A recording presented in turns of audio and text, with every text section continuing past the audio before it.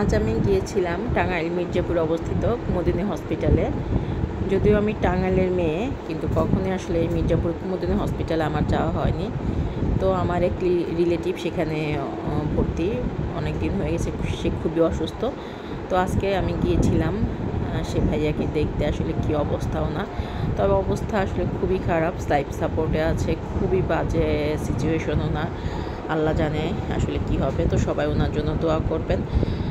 এই জন্য ভাবলাম আজকে আবার আমার একটু ছুটিও ছিল, যেহেতু সরকারি ছুটির দিন, তাই গিয়ে দেখে আসলাম। তবে কুমুদিনী হসপিটালে আমি কখনো যাইনি, তবে হসপিটালের পরিবেশটা খুবই সুন্দর, পরিষ্কার পরিচ্ছন্ন। সরকারি হসপিটাল যেরকম আমরা ভাবি নোংরা, ওরকম না।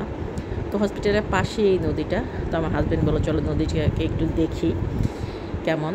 তো খুব সুন্দর একটা নদী, দেখে পেশেন্টকে দেখে ফিরতে ফিরতে আমার ঢাকায় রাত হয়ে গেল। তো সবাই দোয়া করবেন আমার সেই ভাইয়ার জন্য, যাতে আল্লাহ তাকে সুস্থ করে দেন।